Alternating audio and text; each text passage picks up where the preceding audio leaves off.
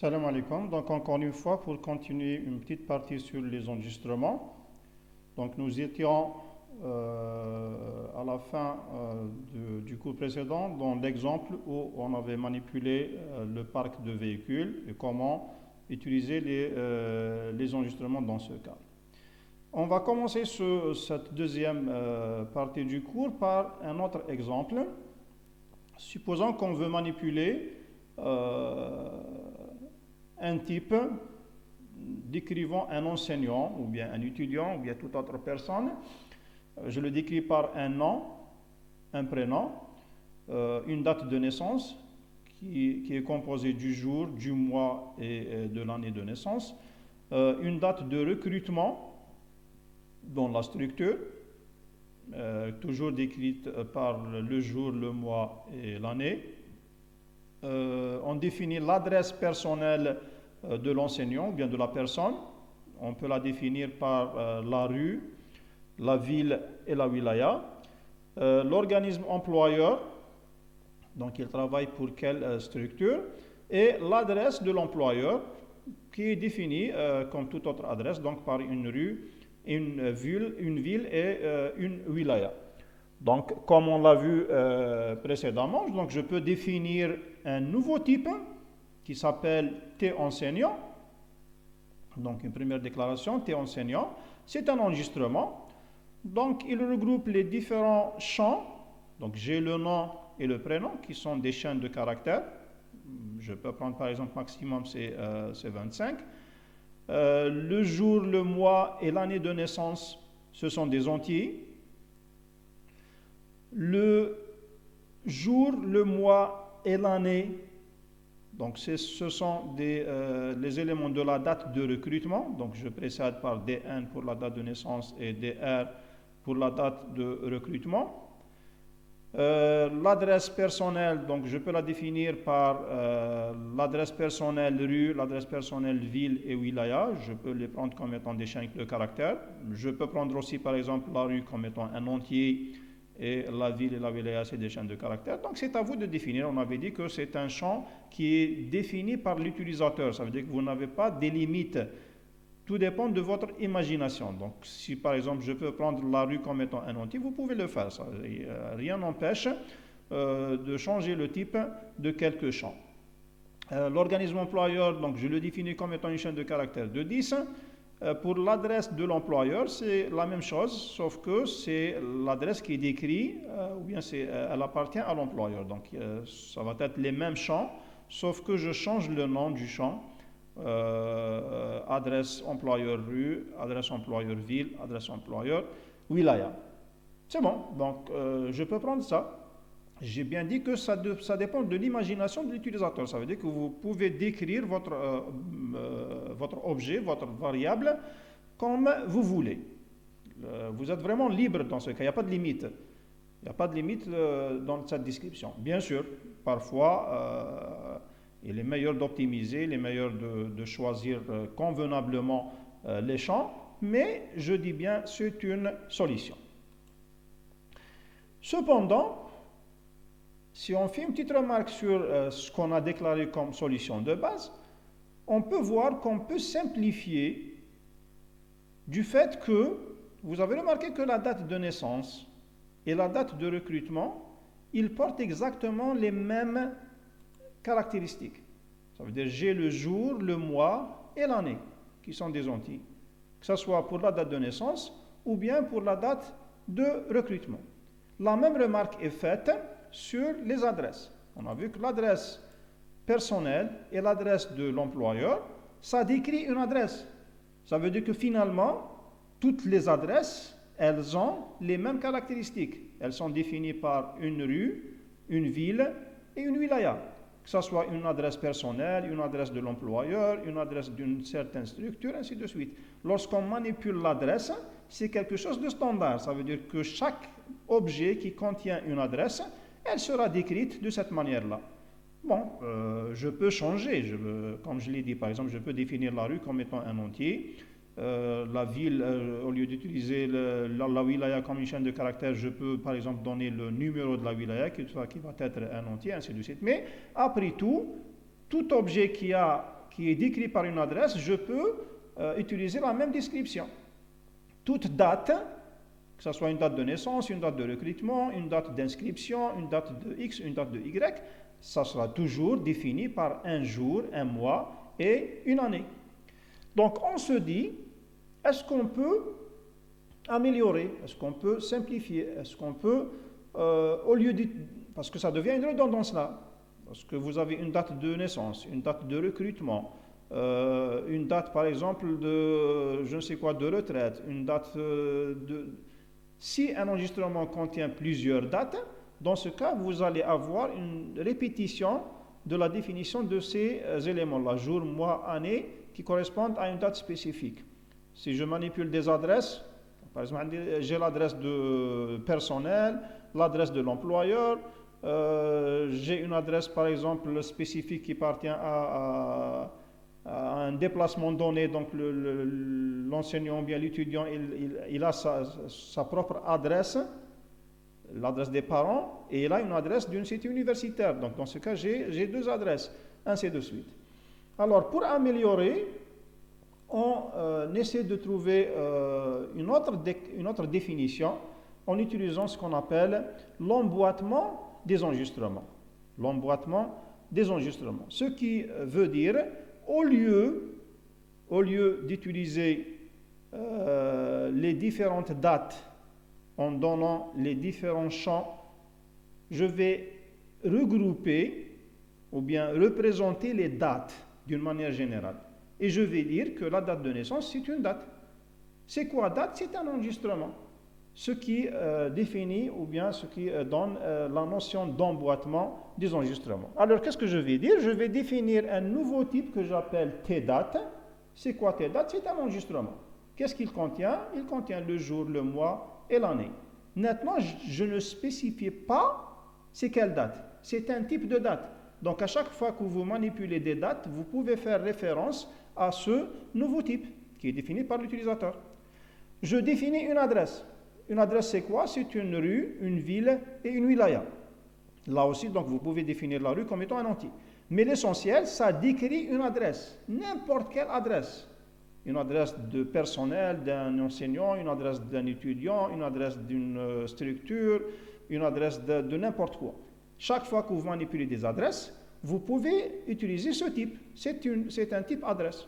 Alors, dans ce cas, si j'ai ces deux types prédéfinis, T-date et T-adresse, je peux définir maintenant l'enseignant d'une manière plus simple. Je vais dire que c'est un nom-prénom, c'est une chaîne, ça ne change pas, mais là, une date de naissance, une date de recrutement est définie. Quel est son type? C'est T-date. C'est quoi T-date? C'est un jour, un mois et une année. L'adresse personnelle et l'adresse de l'employeur, ils sont de type T-adresse. C'est quoi T-adresse? Il suffit de voir sa définition.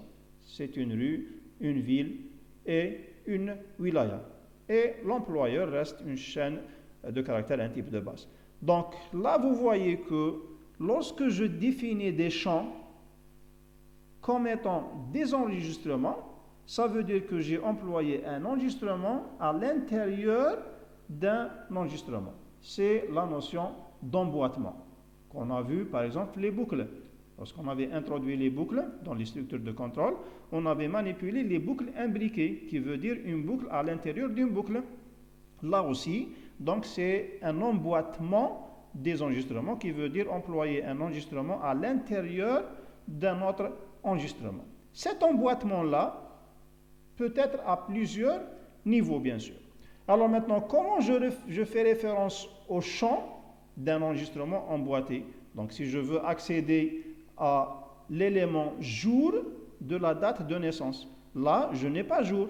Vous voyez, quand je définis T enseignant, je ne vois pas la notion, ou bien le champ jour, le champ année, le champ mois. Je vois T date. Alors si je veux accéder au jour, ou bien accéder à l'année, par exemple, je veux avoir tous les enseignants recrutés dans l'année 2000. Donc, je fais référence à l'année de recrutement. Donc, comment je peux accéder à un champ d'un enregistrement emboîté? C'est simple, le principe est le même. Ça veut dire que pour faire référence à un champ, on utilise toujours le nom de famille, point, le nom du champ. Mais là, vous avez plusieurs niveaux d'enregistrement. Donc, on garde le même principe. Pour aller au champ, on passe par tout le chemin, par tous les niveaux. Ça veut dire, à chaque fois, on donne le nom du père, le grand-père, le grand-grand-père, ainsi de suite. Je commence par le nom de l'enregistrement. Donc, si on suppose qu'on a un enregistrement E, c'est une variable de type T enseignant. N'oubliez pas, il faut faire la différence entre un nom de variable et un nom de type. Ne jamais utiliser le nom de type comme étant le nom de l'enregistrement. Donc, si vous voulez accéder aux différents champs de la variable E, par exemple le nom, le jour, l'année de naissance, l'année de recrutement, ainsi de suite, il suffit de faire, par exemple, E.nom. Là, le nom, il est au premier niveau, donc j'ai besoin d'un seul point, E.nom. Si je veux accéder au jour, le jour, il est au deuxième niveau. Ça veut dire que vous allez accéder à la date de naissance d'abord, ensuite accéder au champ jour. Si je veux accéder à la ville de l'adresse personnelle, donc je vais dire, je commence par E, qui est la racine. Ensuite, j'accède au premier niveau, qui est l'adresse personnelle. Ensuite, j'accède au deuxième niveau, où je vais trouver les champs, et donc j'accède au champ ville. Faites attention, là, la ville, c'est la ville de l'adresse personnelle, et non pas la ville de l'adresse de l'employeur. Donc, comment faire la différence entre les deux villes? C'est cet identificateur-là. Donc, c'est la ville de l'adresse personnelle. On a une autre ville qui est l'adresse de l'employeur. Alors, remarque là, si l'enregistrement contient plusieurs niveaux d'emboîtement, parce que je peux avoir plusieurs niveaux, donc là, il faut donner tout le chemin, depuis l'enregistrement de la racine au plus profond, en séparant toujours par des points. Donc, si vous avez K niveaux, il suffit d'accéder, pour accéder au champ du Kème niveau, il suffit de prendre la racine, le niveau 1, niveau 2, niveau K, ensuite vous accédez au champ. En utilisant toujours, vous séparez toujours par points. Alors, encore une simplification. Donc, vous avez vu que cette notion d'emboîtement, c'est une solution plus simple que d'utiliser un enregistrement qui regroupe plusieurs champs avec des noms de champs qui sont en quelque sorte redondants. Donc, on peut utiliser la première solution, mais la deuxième, elle est meilleure. Alors, dans ce cas, on va utiliser une autre simplification qui est encore meilleure, qui nous simplifie juste la manipulation des enregistrements. Alors, dans le cas où vous avez plusieurs niveaux, vous avez remarqué qu'à chaque fois, je fais référence au champ en donnant tout le chemin. Ça veut dire à chaque fois, je fais référence, je donne le nom de l'enregistrement, point, le nom du champ emboîté, point, le nom du champ emboîté du chemin du niveau suivant, ainsi de suite. Alors, au lieu d'utiliser le chemin entier, tout le chemin, qui veut dire tous les noms des niveaux avant d'accéder au champ, je peux simplifier en utilisant une écriture ou bien un mot-clé, ce qu'on appelle l'instruction avec. Donc, lorsque je dis avec, ça veut dire je définis le chemin. Alors, sa syntaxe est avec le nom de l'enregistrement, faire les actions sur les champs. Fait. Ça veut dire que je vais faire référence maintenant au champ sans préciser le nom de l'enregistrement. Pourquoi? Parce que je dis avec. Un exemple. Supposez que on a là, par exemple, quelqu'un de l'administration qui cherche un étudiant spécifique, qui appartient à une section A par exemple, du domaine MI. L'université contient plusieurs sections. J'ai besoin de monsieur X. Alors, je peux dire que cette personne-là de l'administration, elle cherche l'étudiant X de la section A. Je peux avoir le même nom dans une autre section, section B.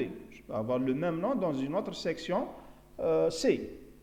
Alors, si la personne, elle est au niveau de son bureau d'administration, elle va dire, je cherche la personne X de la section A. Donc, pour identifier cette personne-là, elle doit préciser la section qui regroupe cet étudiant-là. Mais supposons maintenant que cette personne de l'administration, elle va à une salle spécifique où cette section, la section A, fait un cours. Supposons à l'amphi X.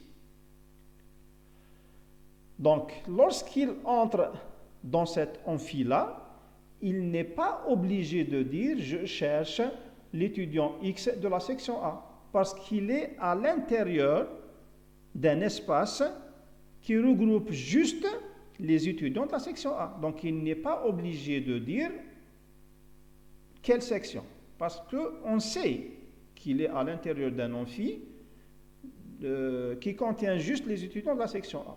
Donc, si on dit avec la section A, je cherche l'étudiant X, donc là, dans ce cas, lorsqu'on fait référence au champ X, je ne suis pas obligé de précéder par la section A, parce que je sais que je suis à l'intérieur du bloc. Donc, le nom de l'enregistrement désigne le nom ou le chemin,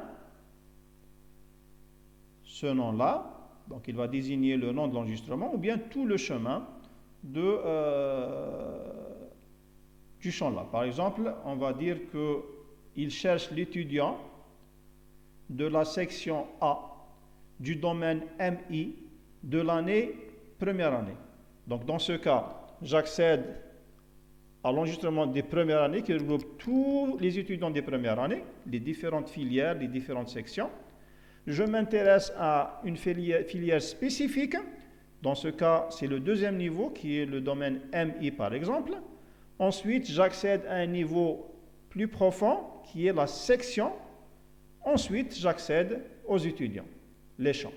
Donc là, vous voyez que l'année, le domaine, la section, tout ça c'est le chemin.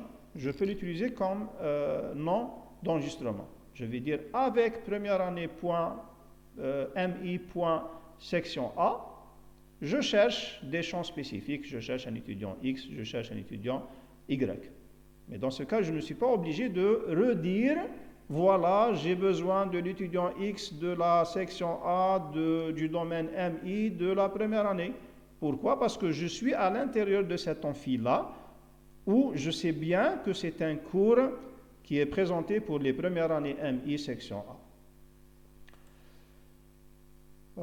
Malheureusement, cette simplification, bien cette instruction n'existe pas dans tous les langages de programmation, notamment le langage C que vous faites pour les TP de ce module-là. Bon, ça reste une option à utiliser, mais si vous programmez en C, malheureusement, vous n'avez pas cette opportunité, donc vous êtes obligé d'utiliser tous les chemins ou bien tout le chemin pour identifier un champ spécifique. Mais ça reste bon à savoir. Elle existe en fait dans le langage Pascal et les langages tels que Pascal, tels que Delphi ou bien autres langages qui sont à base de Pascal. Exemple, je peux dire avec E, où E c'est le nom de la variable de type T enseignant, je vais dire quoi? Lire nom, lire prénom. Or, si je n'utilise pas avec E, je devais faire lire E.nom, E.prénom. Donc, au lieu de définir le nom de la variable de l'enregistrement, je peux manipuler directement nom et prénom. Pourquoi? Parce que je l'ai dit déjà. Je dis avec E. En manipulant la variable E, j'accède aux champs nom et prénom, qui sont au fait des champs de cette variable. Donc, au lieu de dire E point, je manipule directement le nom et le prénom. Je donne le chemin e.dnes, ça veut dire que je vais manipuler la date de naissance de l'enseignant. Maintenant, au lieu d'accéder au champ en donnant tout ce chemin-là, je peux manipuler directement jour, mois et année. Et donc, je vais dire, au lieu de lire e.dns.jour, e.dns.mois, e.dns.année, je peux lire jour, mois et année. Et donc, vous voyez qu'on simplifie l'écriture. Au lieu de donner tout le chemin, je vais donner juste le nom du champ. Pourquoi? Parce que j'ai spécifié le lieu ou bien tout le chemin qui me permet d'accéder à ces champs-là. Alors là, une petite remarque. Si les champs n'appartiennent pas au même niveau, par exemple, j'ai le niveau année, le niveau domaine, le niveau section. Si j'ai des champs qui n'appartiennent pas au même niveau, par exemple là, j'ai le nom qui appartient au niveau enseignant, le jour qui appartient au niveau date de naissance. Donc, nom de l'enseignant et le jour n'appartiennent pas au même niveau. Ils sont dans deux niveaux différents. Ça veut dire que chacun appartient à un niveau différent, dans un enregistrement emboîté. Alors, dans ce cas, on ne peut pas manipuler directement les champs du niveau. C'est comme si vous entrez dans un bloc de classe, ou bien vous accédez à l'université. Si vous êtes à l'université, vous ne pouvez pas voir les étudiants qui sont à l'amphi A, par exemple. Donc, vous êtes dans l'université. Vous ne pouvez voir que les classes et les amphis, par exemple, les halls, les cours, ainsi de suite. Mais à l'intérieur d'une structure, vous ne pouvez pas voir les champs, vous ne pouvez pas voir les éléments. Ça veut dire que vous ne pouvez pas manipuler les champs des niveaux différents. Alors maintenant, cependant, on peut donner la liste des champs séparés par des virgules ou bien utiliser des avec imbriqués. Exemple. Si vous dites avec E, qui est au fait le nom d'un enregistrement qui décrit un enseignant, vous dites lire nom, prénom, lire jour, mois, année. Là, c'est faux.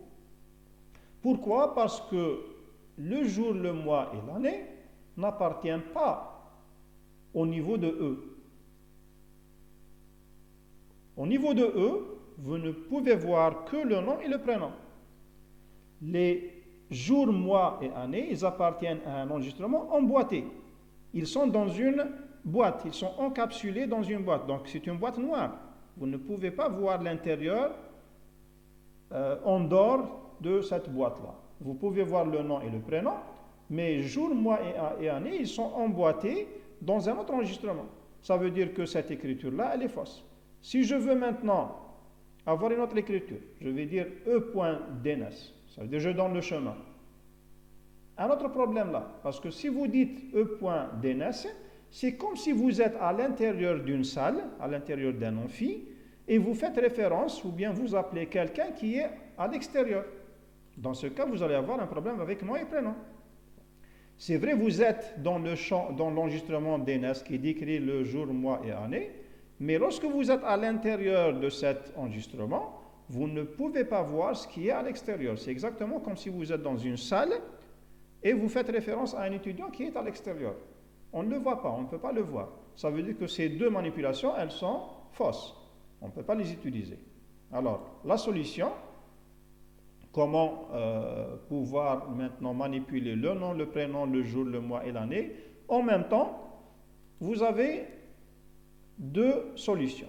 La première, c'est d'utiliser des champs séparés par, ou bien des chemins séparés par des virgules. Je vais dire avec E, qui est la racine, et DNS. Ça veut dire je spécifie la racine, le niveau 1, et le niveau 2. Dans ce cas, je vais dire lire nom, prénom, lire jour, mois et année. Et donc, je sais que nom et prénom, ils appartiennent à E, et jour, mois et année, ils appartiennent à DNS. Une deuxième solution, c'est d'utiliser des des avec imbriqués. Donc je vais dire avec E comme premier niveau, faire, je vais lire le nom et le prénom. Et je vais dire maintenant avec DNS qui est en fait un champ de E, un champ de type enregistrement. Donc avec ce champ-là, DNS, puisque je l'ai mis à l'intérieur de avec E, il est reconnu. Et dans ce cas, je peux lire jour, mois et année de DNS qui est en fait, il appartient, c'est un champ de E.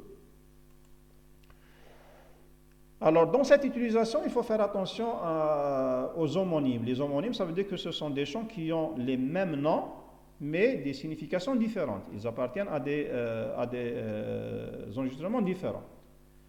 Par exemple, je vais dire avec E, DNS, des recrutements.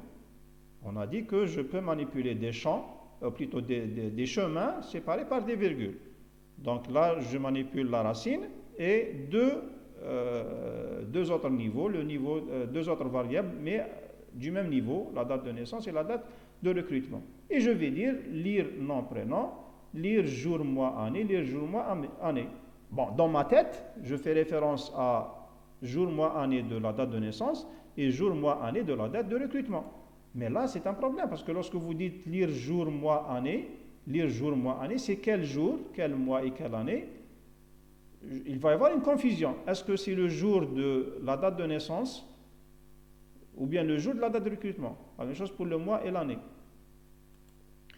Alors, les champs jour, mois et année de la date de naissance et la date de recrutement, ce sont ce qu'on appelle des homonymes. Ça veut dire qu'ils ont les mêmes identificateurs, mais ils n'ont pas la même signification, n'ont pas le même sens. Dans le jour, c'est vrai que ça s'appelle jour, mais ce jour, c'est le jour de la date de naissance et celui-là, c'est le jour de la date de recrutement.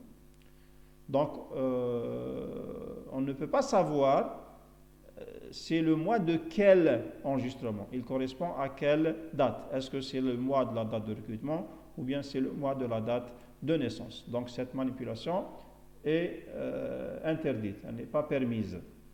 Alors, la solution, c'est quoi? La solution, c'est d'utiliser des avec imbriqués. Donc, je vais dire avec E, le premier niveau, au lieu d'utiliser les deux en même temps, je vais dire lire le nom et le prénom du premier niveau. Maintenant, pour lire le jour, mois et année, je vais les séparer. Je vais dire avec date de naissance, faire lire le jour, mois, année. Et après, avec la date de recrutement, lire jour, mois et année. Dans ce cas, je fais une identification de jour. C'est le jour de la date de naissance. C'est le mois de la date de recrutement. Donc, je fais une différence afin d'éviter cette confusion ou bien ce problème. Ceci termine le cours sur les enregistrements. En fait, c'est un cours court, ça veut dire qu'il n'est pas vraiment long comme les autres chapitres. En fait, les enregistrements, on va les utiliser après. Donc, ils seront utilisés dans d'autres chapitres, tels qu'on va le voir, les chapitres précédents, que ce soit pour les fichiers ou bien les listes chaînées. Ceci termine donc ce cours. À la prochaine fois pour entamer un nouveau chapitre.